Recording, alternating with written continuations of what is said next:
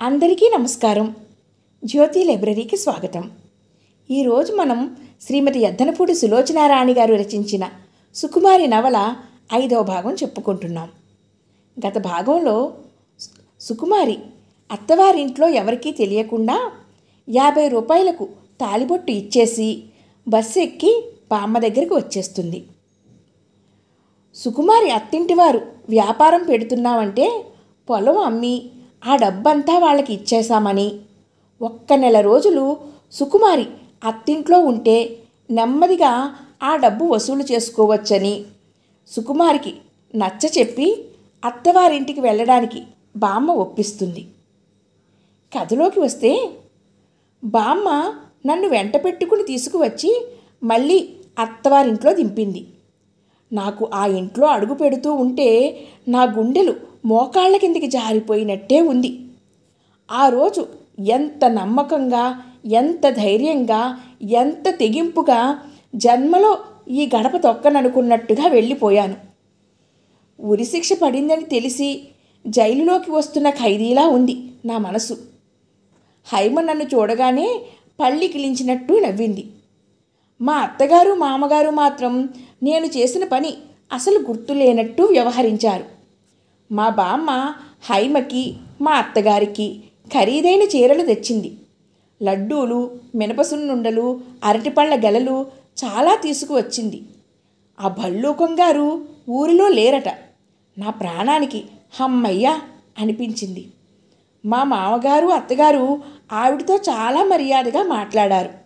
నన్ను అమ్మా, తల్లి అంటూ పిలుస్తున్నారు. మేము మీకేం తీసిపోమంటూ బామ్మకి బట్టలు పెట్టారు.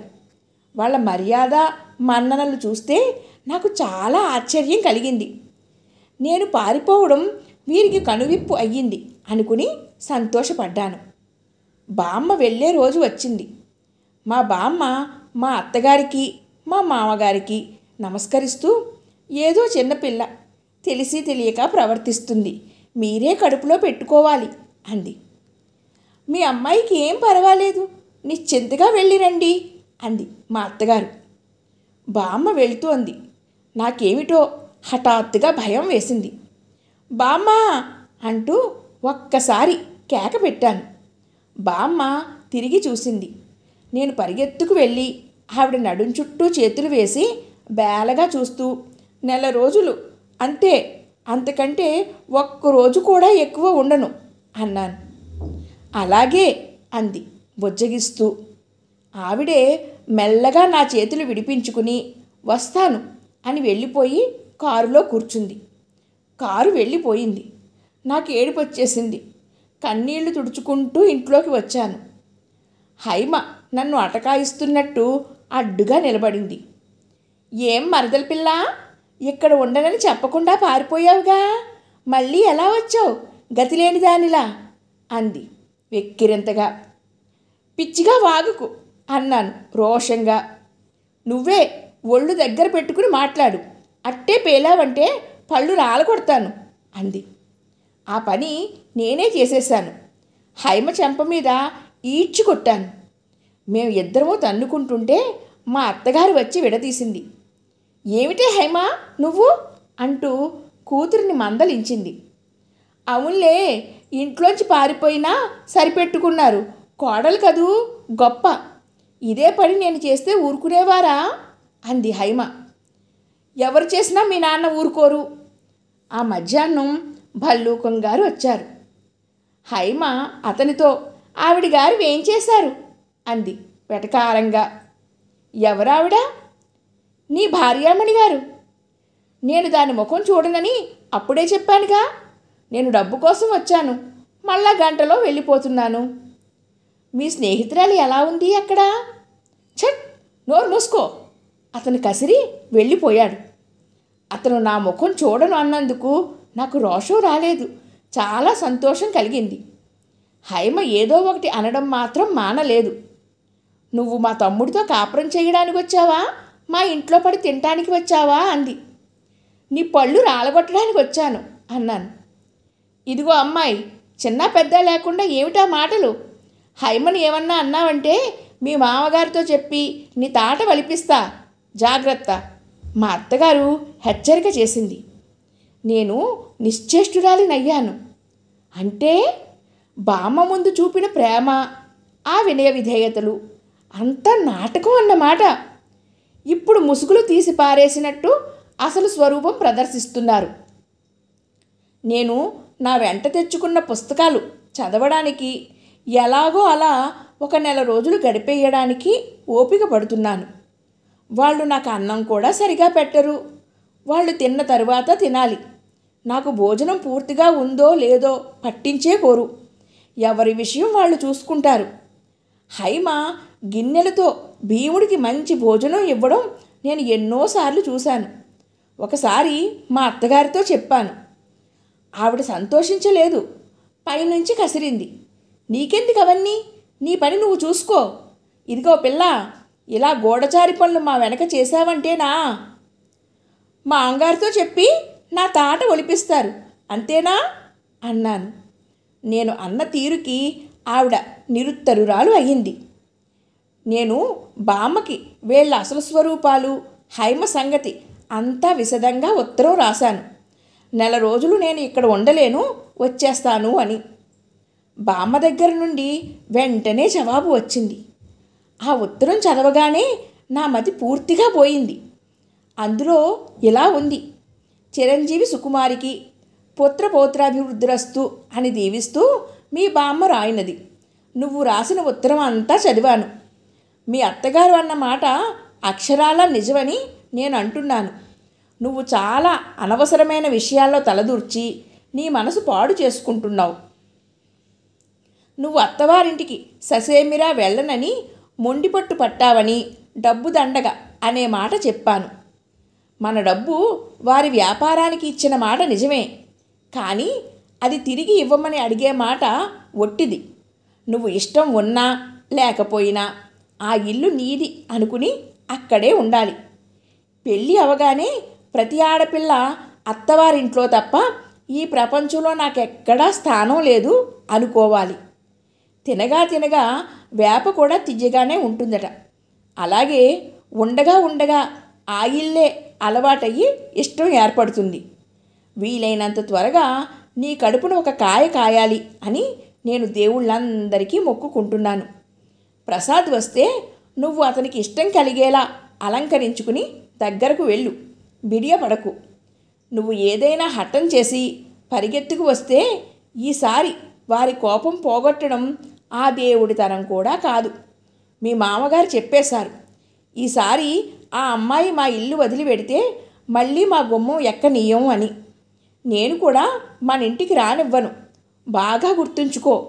ఎవరికైనా ఈ చోటు తప్ప నాకు ఇంకో గత్యంతరం లేదు అనుకుంటే అక్కడ కలిగిన చికాకులన్నీ భరించడానికి శక్తి వస్తుంది. నేను ఇప్పటికే పెళ్ళి అయితే ఆడపిల్ల ఎలా మసులుకోవాలో, ఎంత ఓర్పు తెచ్చుకోవాలో ఎన్నోసార్లు చెప్పాను. ఇక నేను చెప్పాల్సింది ఏమీ లేదు. మన పరువు ప్రతిష్టలు మనకన్నిటికన్నా ముఖ్యమని తెలుసుకో. నేను అలాగే బ్రతికాను. దీనికి ఇంకో మార్గం లేదు. నువ్వు మాత్రం మీ వాళ్ళ అనుమతి లేకుండా ఇక్కడికి వస్తే నేను రానివ్వను. బాగా గుర్తుపెట్టుకో. ఆ ఉత్తరం నాకు భయంకరంగా అనిపించింది. ముసుగు వేసుకున్న పెద్ద మనుషుల్లో మా బామ్మ కూడా ఒక్కతే అన్నమాట. ఆవిడ అసలు స్వరూపం బయటపడింది. ఆ ఉత్తరం చూసి నేను నీళ్లు కారిపోయాను. ఏం చెయ్యాలో పాలుపోలేదు. గదిలో అలాగే కూర్చుండిపోయాను.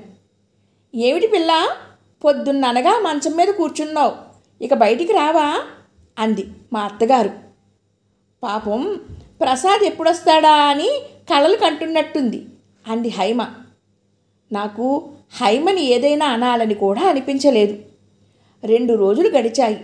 నేను నిశ్శబ్దంగా గదిలో ఎక్కువసేపు అలాగే కూర్చుండిపోతున్నాను.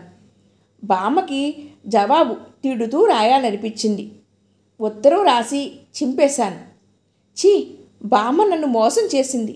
ఇక జన్మలో ఆవిడతో మాట్లాడను. కావాలని తీసుకువచ్చి ఈ జైలులో నన్ను బందిఖానా చేసింది. నాకు ఏడుపు కూడా రావడం లేదు. అంతా అయోమయంగా ఉంది. మంచం మీద కూర్చుని కిటికీలో నుండి చూస్తున్నాను. ఏం చెయ్యడం? ఇక్కడ నుండి పారిపోవడమే అసలు కష్టం. ఒకవేళ పారిపోయినా బామ్మ దగ్గరికి వెళితే మళ్ళా తీసుకువచ్చి వీళ్ళకి అప్పచెబుతుంది. నాకు బ్రహ్మి జ్ఞాపకం వచ్చాడు. అతను ఎక్కడున్నాడో కదా. నాకెంత కష్టం వచ్చిందని తెలిస్తే అతను సాయం చెయ్యకుండా ఉంటాడా? ఏమో అతని ధోరణి ఏమిటో మరి. ఇంతలో చప్పుడగింది. తల తిప్పి చూశాను. నాగరాజు లోపలికి వచ్చాడు. అతను నవ్వాడు. చేతిలో పుస్తకం అందిస్తూ, హైమమ్మ గారు ఈ పుస్తకం మీకిమ్మన్నారు అన్నాడు. ఏమిటది? నేను తీసుకుని చూశాను. అది స్త్రీ పురుషులిద్దరూ వివిధ భంగిమల్లో రతిక్రీడ జరుపుతున్న బొమ్మలున్న పుస్తకం. నాకది చూస్తే వాంతి వచ్చినట్టయింది. నేను విసిరి కొట్టాను. ఛీ, ఏమిటిది? నేనేం అడగలేదే అన్నాను కోపంగా. నాగరాజు దగ్గరగా వచ్చాడు. అంత కోపం ఎందుకు? అసలైనా కోపంగా ఉంటే మా చెడ్డ అందంగా ఉంటారులేండి. నాకు వాడి ధోరణి వెకిలిగా అనిపించింది. బయటికి నడు అన్నాను. భయం ఏమీ వద్దు, మీ అత్తగారు స్వామివారి దగ్గరికి వెళ్ళింది. నాకు వాడి చొరవ ఏమిటో అర్థమయ్యింది. గదిలో నుండి బయటికి పారిపోబోతుంటే అడ్డం వెళ్ళి తలుపులు బంధించాడు. నేను అది చూడగానే హైమా, అత్తయ్య, తాయారు అని కంఠం చించుకుని అరవసాగాను. వాడిని విడిపించుకోవడం కష్టంగానే ఉంది. నాకు భయం వేస్తోంది, ఏడుపు వస్తోంది. ఇది నేను అస్సలు ఊహించని ప్రమాదం. ఊహించి ఉంటే ఏదైనా జాగ్రత్త పడేదాన్ని. ఎప్పుడైనా నువ్వు నా దగ్గరకు రావాల్సిన దానివే. హైమను చూడు ఎంత సుఖంగా ఉందో. నువ్వు వచ్చినప్పటి నుంచి నాకు నిద్ర పట్టడం లేదు. ఛీ, వదులు వదులు. వాడిని చేతి మీద కరిచాను. హైమంది. ఇంతలో గది తలుపులు దడదడలాడింది. హైమంది, నాగరాజు, అమ్మ వస్తోంది, నిన్ను చంపేస్తుంది. హైమ పరిగెత్తిన శబ్దం అయ్యింది. హైమ మాటలు వినగానే వాడు నన్ను వదిలేశాడు.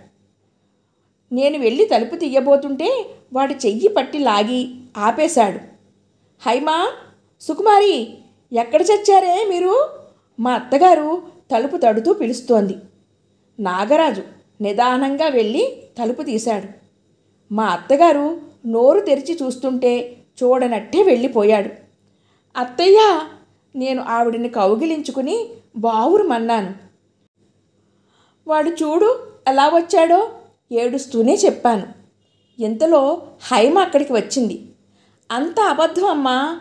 వాడి వైపు ఈవిడ గారు దొంగ చూపులు చూడడం నేను చాలాసార్లు చూశాను అంది. సాయంత్రం అయ్యింది.